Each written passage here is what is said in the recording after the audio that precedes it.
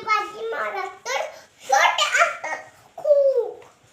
आणि मग काय होतं, आणि मग ना अफजल खान काय करतो, शिवाजी महाराजांच्या पाठीमध्ये तलवार शिरतो. आणि मग काय होतं, शिवाजी महाराज वाघनखे काढतात आणि मग अफजल खानाचं पोटच काढून टाकतात. अरे बापरे. आणि मग अफजल खान